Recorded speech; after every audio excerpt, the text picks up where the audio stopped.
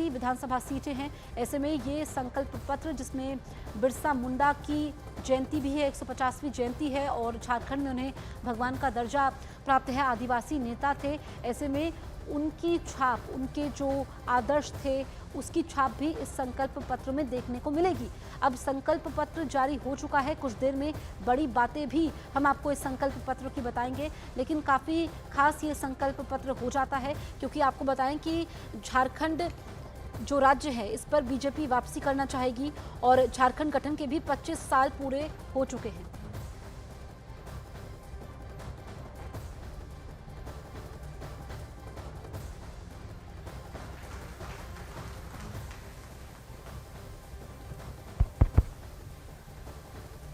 आज के इस कार्यक्रम में मंच पर उपस्थित झारखंड प्रदेश भारतीय जनता पार्टी के अध्यक्ष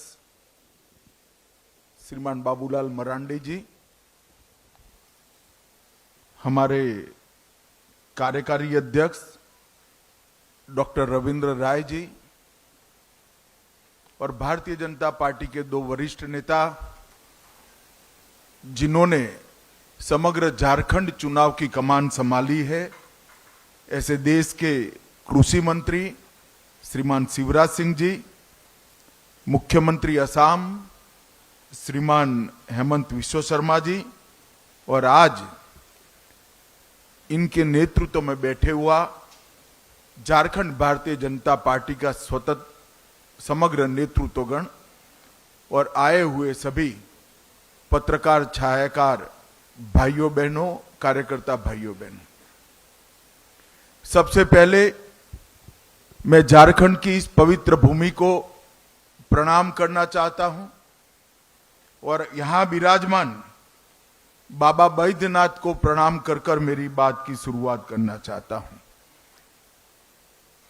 धरती आबा भगवान बिरसा मुंडा, पराक्रमी योद्धा बाबा तिलका मांझी, सिद्धो कान्हो, देवी फूलो जानो, ये सभी देश के वीर नायकों को नमन कर कर मेरी बात की शुरुआत करना चाहता हूं। भाइयों बहनों, झारखंड का ये चुनाव न केवल सरकार बदलने का चुनाव है, झारखंड का ये चुनाव झारखंड का भविष्य सुनिश्चित करने का चुनाव है। झारखंड की महान जनता ने तय करना है कि आकंठ भ्रष्टाचार में डूबी हुई सरकार चाहिए या विकास के रास्ते पर मोदी जी के नेतृत्व में चलती हुई भाजपा सरकार चाहिए। घुसपैठ कराकर झारखंड की अस्मिता, रोटी बेटी माटी तीनों को खतरे में डालने वाली सरकार चाहिए या परिंदा भी पैर न मार सके ऐसी सरहद की सुरक्षा करने वाली भारतीय जनता पार्टी की सरकार चाहिए।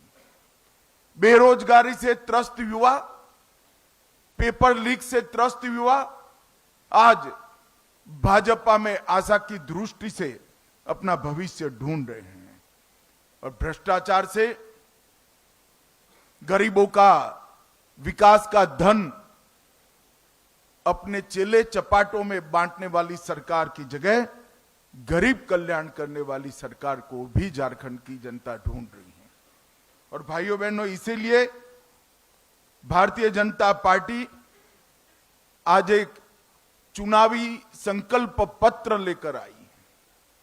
जब मैं संकल्प पत्र शब्द का प्रयोग करता हूं तब भारतीय जनता पार्टी बाकी सारी पार्टियों से अलग पड़ती है, क्योंकि भारतीय जनता पार्टी देश की राजनीति में एक अकेली ऐसी पार्टी है जो कहती है वो करती है।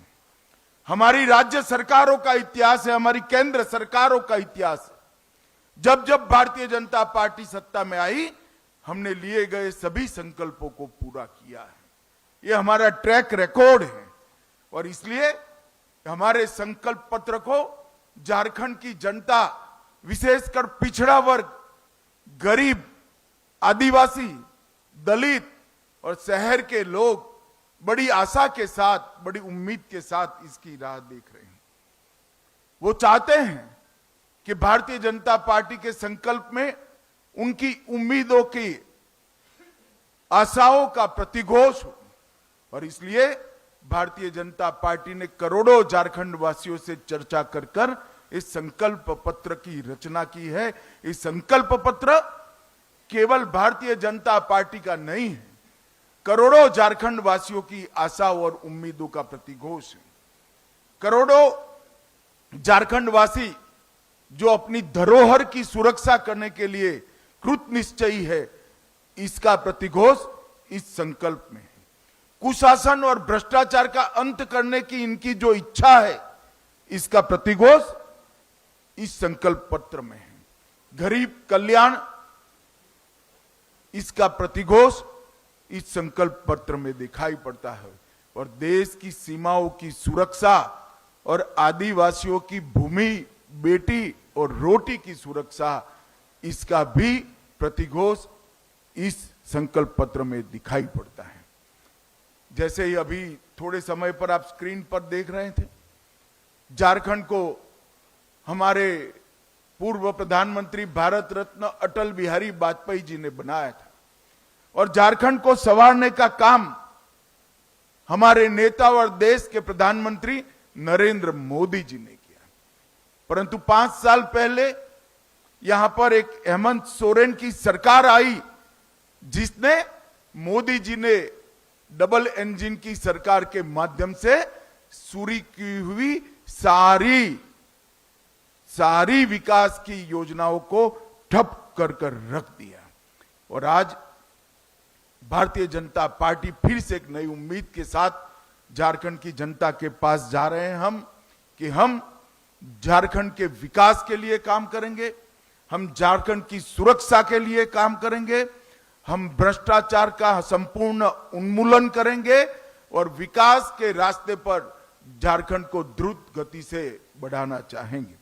आज मैं यहां आया हूं, तब मैं निश्चित रूप से कहना चाहता हूं कि हेमंत सोरेन की सरकार के समय में झारखंड का आदिवासी सुरक्षित नहीं रहा है। संथाल परगना में आदिवासियों की संख्या लगातार कम हो रही है। घुसपैठिए यहां आकर हमारी बेटियों के लुभाकर उनके साथ शादी कर रहे हैं और भूमि पर कब्जा कर रहे हैं। ये समस्या अगर समय रहते रोकी नहीं जाती तो ना झारखंड की संस्कृति बचेगी, ना झारखंड की रोजगारी बचेगी, ना झारखंड की भूमि बचेगी, ना बेटियां भी सुरक्षित होगी। इसलिए भारतीय जनता पार्टी माटी, रोटी और बेटी को सुरक्षित करने का एक नारा लेकर आगे बढ़ गई। हमने झारखंड की एक ऐतिहासिक विरासत जो भगवान बिरसा मुंडा ने शुरू की, देश की सुरक्षा की, इसको माटी, रोटी, बेटी के साथ आदिवासी सम्मान के साथ जोड़कर आगे बढ़ाने का फैसला किया है। 15 नवंबर को मोदी जी ने जनजातीय गौरव दिवस मनाने का हमेशा के लिए निर्णय किया और बिरसा मुंडा की 150वीं जयंती को पूरा देश आदिवासी गौरव वर्ष के रूप में मनाएगा।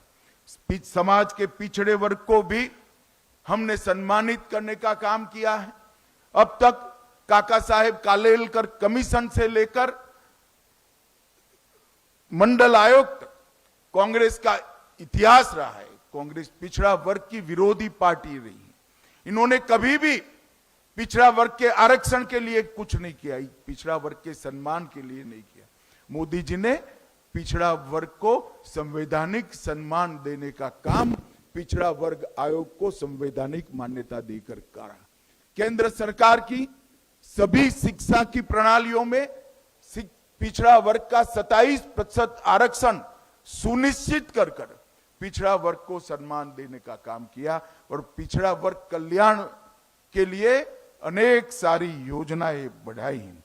आज पहली बार देश में गौरव के साथ एक गरीब आदिवासी घर की बेटी द्रौपदी मुर्मू संथाल की ही